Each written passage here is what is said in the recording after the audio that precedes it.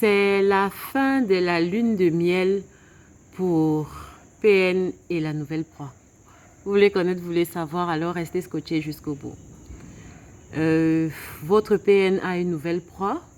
Qui plus est, il vous a jeté dehors à la poubelle pour cette nouvelle conquête, pour ce nouvel amour, comme par hasard, cette nouvelle flamme jumelle, son âme sœur qu'il aurait ou qu'elle aurait découvert.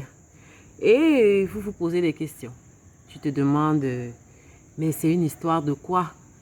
Et si je te disais que la lune de miel fut de courte durée, je dis bien fut, parce qu'au moment où nous parlons, il ne s'agit plus de la lune de miel. Vois-tu, c'était fun quand tu étais là.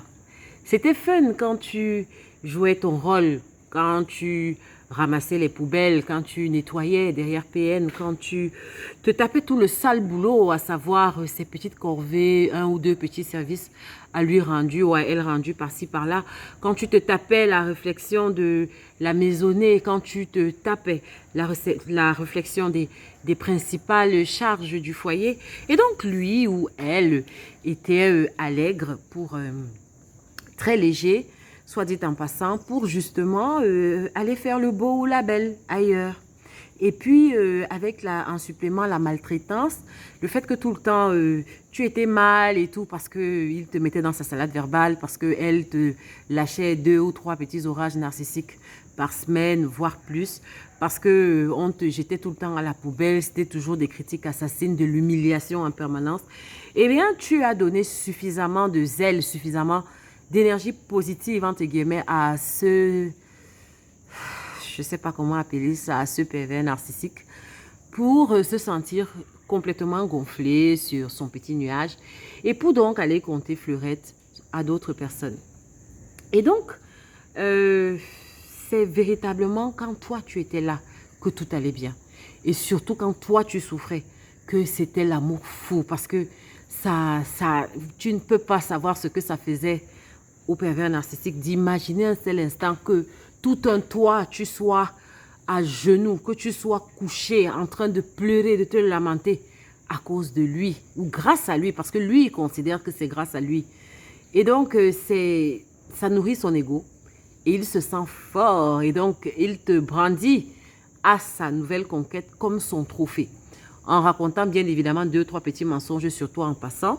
Et voilà, on te présente, il te transfère toute sa méchanceté et il te décrit donc comme toi étant la méchante personne. Maintenant, la nouvelle proie n'est pas tout à fait innocente aussi, parce que quelque part, elle a dû bien voir des incohérences dans le discours de PN, mais c'était bien plus facile pour elle de croire. Mais surtout, quelle est cette personne qui accepte allègrement de se mettre en relation dans une autre relation en fait? Ça veut dire que la nouvelle proie n'est pas totalement innocente, mais là n'est pas le sujet de la vidéo. Ce que je voulais partager avec vous, c'est que ce n'est plus fun. Ce n'est plus fun. Pourquoi? Parce que maintenant, tu commences à rendre les choses difficiles à PN.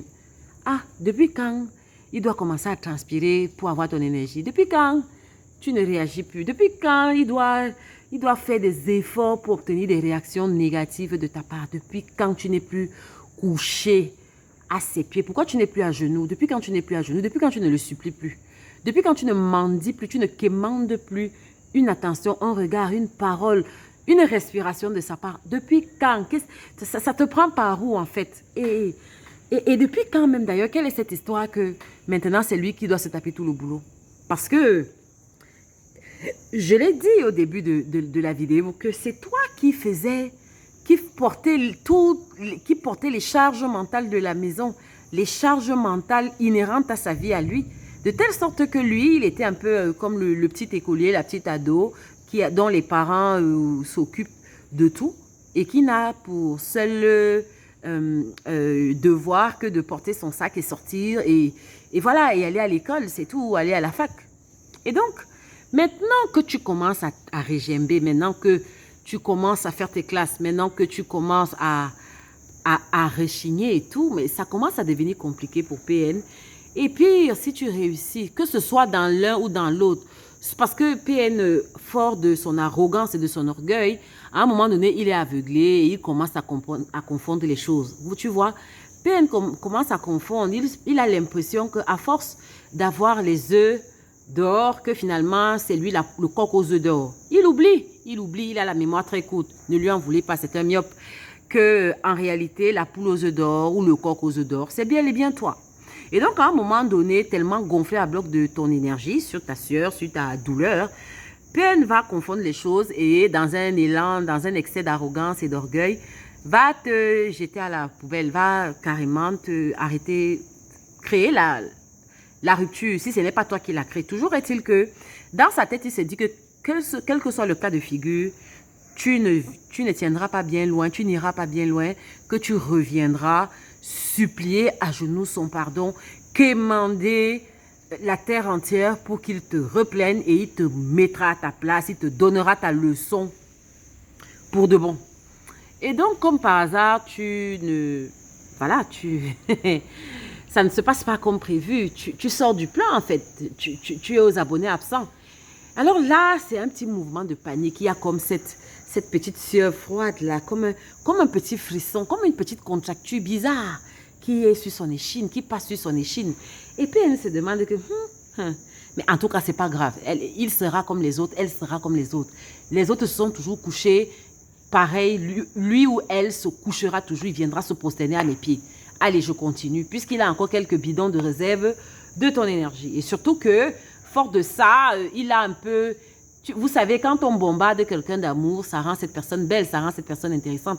Eh bien, la nouvelle proie, tellement bombardée d'autant d'amour et d'attention, par ce pervers narcissique qui, lui, est gonflé à bloc de ton énergie que tu as libérée en souffrant, pendant qu'il te maltraitait à dessein, eh bien, la nouvelle proie va paraître belle. Donc, elle va renvoyer, comment on dit ça, a positive supply, c'est-à-dire qu'elle va renvoyer une image positive au pervers narcissique qui va se sentir bien. Donc, il y aura quand même une petite lune de miel, il faut le leur concéder. Toujours est-il que si tu fais les choses comme elles font, si tu maintiens le no-contact de façon bien étanche comme il faut, si tu le rayes de la carte, si tu le rayes de la carte de la planète et de l'univers, de ton univers, si tu te ramasses tes miettes et si tu recommences à te lever pour toi-même et si tu recommences à briller, recommences à revivre, reprendre goût à la vie, si tu recommences à vivre tout simplement sans lui ou sans elle, là, ça commence à devenir compliqué parce que maintenant,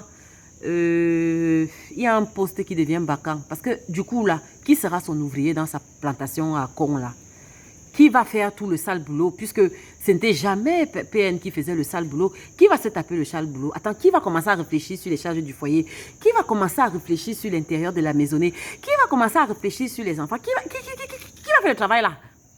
Ah! Non. Donc, à un moment donné, dans un mouvement d'orgueil, PN, bien évidemment, va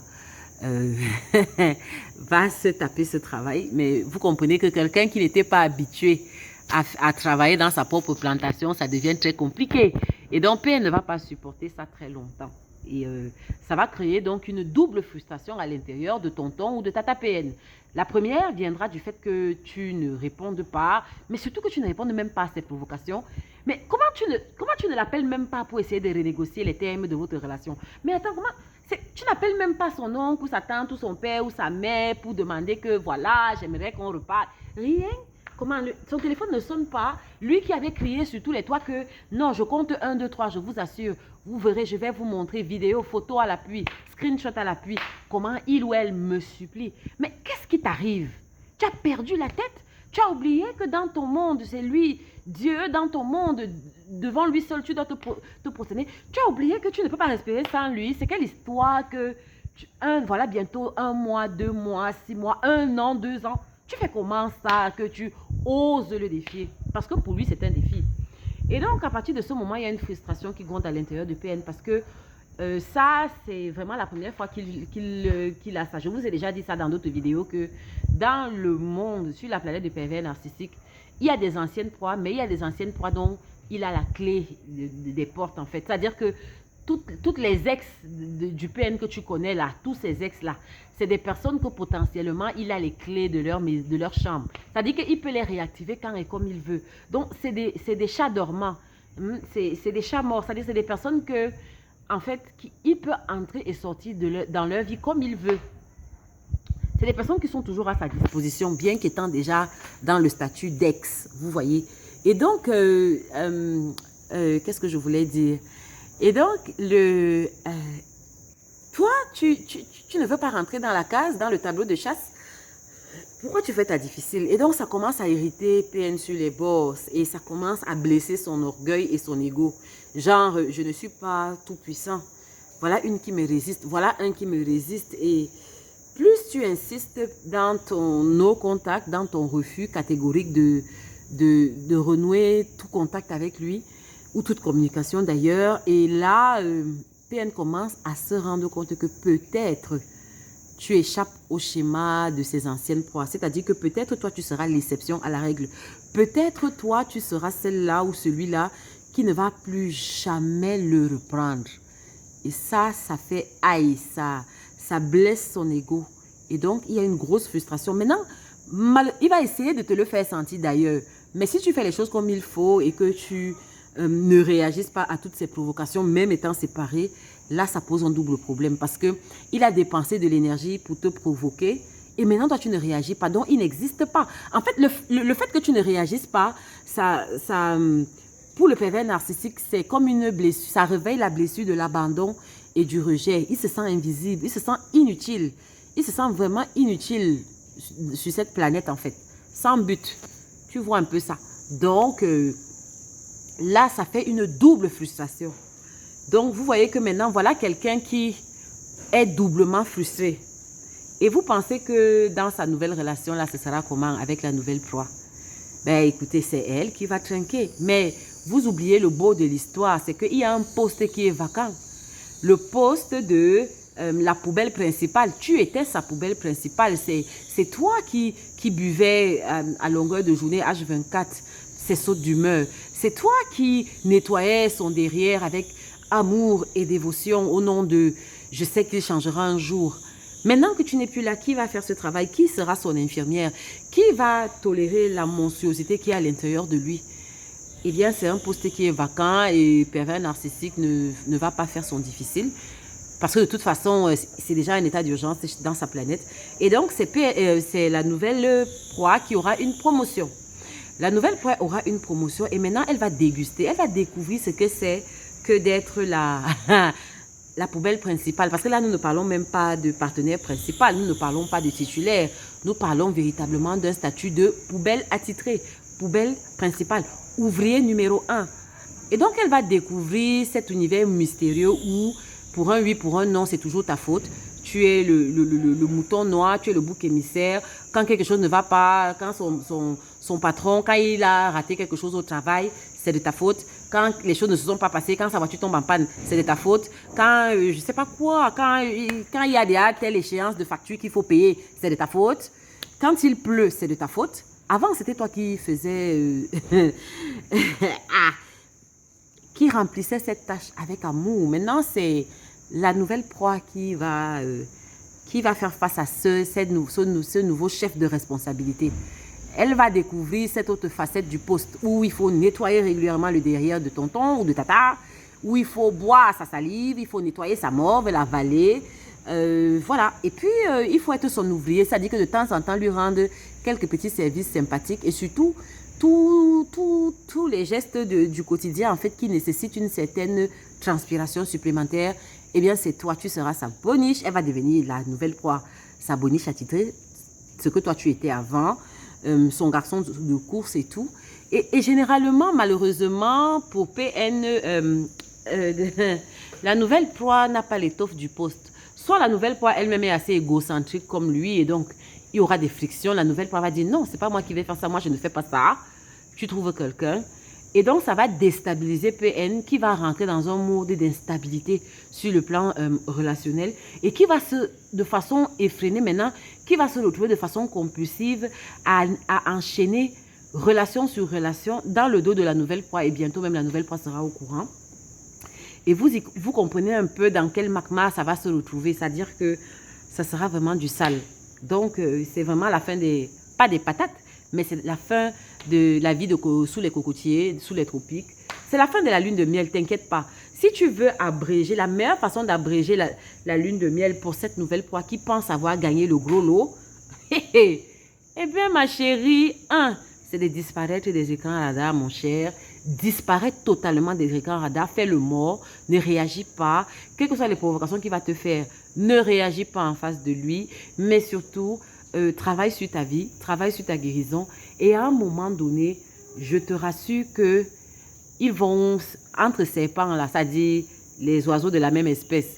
Les serpents ne sont pas des oiseaux. Les reptiles de la même espèce, c'est-à-dire PN et compagnie et collaborateurs, New Supply, Nouvelle Proie y compris, et associés et partenaires et harem, eh bien, ils vont se mordre entre eux là. Ce sera un combat de serpents, une bataille de vipères. Je t'assure que tu ne voudrais pas voir ça. Ce sera dans du sale. Et je te donne juste un petit indice comme ça là. Si tu doutes ce que je te dis, eh bien, de temps en temps, quand il t'arrivera, bon, ce que je ne te souhaite pas parce que je suppose, j'espère que tu as complètement bloqué, tu t'es complètement bloqué de tous les réseaux sociaux de PN, mais quand ça t'arriverait, ou alors quand un petit oiseau viendrait te rapporter que, ah, mais j'ai croisé PN là, mais qu'est-ce qui lui arrive? Il a pris 20 ans de vieux. Oui, parce que ça ne va pas.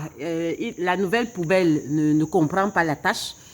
Le poste d'ouvrier est semi-vacant. Le poste de poubelle est semi-vacant. Parce que la nouvelle proie n'est pas comme toi. Tout le monde n'est pas l'andouille de permanence. Et encore que, il y a des degrés d'andouille. Il y a des andouilles. Moi, par exemple, je fus une andouille qui pouvait accepter, je sais pas quoi, je sais pas, 200 kilos d'andouillerie par jour, vous voyez, mais la nouvelle proie, peut-être, elle ne peut accepter que 20 kilos d'andouillerie par jour. Donc, qui va gérer les 180 autres kilos? Question. Et donc, PN entre dans un mode compulsif de relation. Il change maintenant les partenaires comme les chaussettes à la quête justement des 120, de la personne, enfin, des poubelles ou bien les andouilles qui pourront gérer les 120, les 180 autres kilos d'andouillerie jour auxquels il était habitué, vous voyez. Et maintenant, ça le fatigue aussi tout ça, il va se créer des ouvriers. Si la nouvelle proie, ce qui est souvent le cas, refuse d'endosser pleinement le poste d'ouvrier, eh bien, tous les gens de son entourage proche vont trinquer, notamment, oui, l'entourage familial proche. Oui, de quoi tu voulais que je parle? Eh oui, et c'est ses frères, et c'est ses sœurs, hein, les belles-sœurs, les beaux-frères. Oui, les beaux. C'est pour cela que ces belles-sœurs-là, à un moment donné, va t'appeler. Tu crois qu'elle t'appelle pourquoi? Non, parce qu'elle est fatiguée d'être la petite ouvrière de service, celle qu'on envoie à gauche et à droite, qu'on commissionne pour un oui, pour un non, qu'on envoie un dimanche sans prévenir à 17h pour aller faire telle course, pour préparer telle chose. Elle est fatiguée. Donc, il faut bien que tu viennes reprendre ton poste pour qu'elle puisse être la belle-sœur qu'elle était, la petite emmerdeuse, en soit dit en passant. Toujours est-il que... toujours. Il y a toujours des choses à dire sur ces gens. Allez, je vais vers la conclusion. Toujours est-il que ce n'est plus fun. C'était fun pour PN, ce goût de l'interdit. Hein, vous imaginez? Ce goût de l'interdit de sortir la nuit en sachant qu'il va retrouver sa belle, sa bien-aimée. Sachant que toi, tu as passé toute une nuit d'insomnie. Ton regard est hagard, blafard, t'interrogeant, t'inquiétant. Pour lui, te faisant du mauvais sang, que peut-être quelque chose lui serait arrivé. Il est où, mon bien-aimé? Ton bien-aimé est en train de chevaucher. C'était juteux pour PN d'imaginer ça. Ça dit, c'est même là où il appuyait même encore un deuxième petit bisou très amoureux en plein 1h du matin quand il imaginait justement toi assise au milieu du salon ou assis au milieu du salon en train de te demander en train de l'appeler et lui il ne prend pas, il voit tes appels, il ne prend pas. C'est au nom de ça, ce goût-là, le goût de l'interdit, le goût des mauvaises choses, le goût du mal gratuit qu'on fait à autrui. C'est au nom de ça que finalement cette relation a été piquante et épicée. Mais maintenant c'est officiel, c'est-à-dire, donc maintenant elle est devenue comme toi. Quel est l'attrait, quel est le goût de l'interdit maintenant? Il n'y a plus de goût de l'interdit. Hein? Elle est devenue banale. Elle est devenue totalement banale. Alors, il faut très vite qu'il se cherche. Tu as tout compris. une nouvelle aventure, un nouveau goût de l'interdit, mais cette fois-ci, ce ne sera pas toi, d'accord? Mais toujours est-il que ça ne sent pas bon, je te dis, crois-moi, croyez-moi, c'est la fin de la lune de miel pour la nouvelle proie hippopéenne, et d'ailleurs, on s'en fout, hein, écoutez, on s'en fout, 1 plus 1 égale 2, qu'est-ce que vous voulez qu'on fasse? Ce n'est pas nous qui allons les plaindre, d'accord? Voilà. Donc, plus qu'à les souhaiter, je sais pas quoi, bonne bouillabaisse, bonne, je sais pas quoi. Parce que je vous assure que maintenant, c'est un combat. Au lieu d'assister à des scènes de bisous, maintenant, c'est des morsures de vipères à n'en pas finir. Ils se mordent entre eux. Et c'est les discutes matin, midi, soir que tu veux voir. C'est les insultes matin, midi, soir que tu veux voir. Parce que le poste des insultes est vacant. C'était toi qu'on insultait tout le temps. Maintenant, tu n'es plus là. Il faut bien qu'on trouve quelqu'un à insulter, mais c'est elle qui va prendre même plein pot. Mais comme elle n'est pas comme toi. Toi, tu étais passive. Tu remettais au Seigneur. Quand on te giflait d'une joue, tu tendais l'autre joue et tu récitais le chapelet. Hein? Tu faisais ton rosaire. La nouvelle proie n'est pas comme toi. Elle s'en fout du rosaire. Elle, c'est la loi du talion. Tu me mords, je te mords, je te remords aussi. Donc, ben, écoute, pour 1000 insultes versées par PN, il recevra également 1000 insultes par sa nouvelle proie. Et donc, voilà, de toute façon, ils sont bien ensemble, n'est-ce pas? Allez, on leur souhaite, allez, toutes les morceaux du monde. Et nous, on se retrouve où? On se retrouve de l'autre côté de l'île, du côté fun de l'île, d'accord? Allez, portez-vous bien. Bisous, bisous, ciao.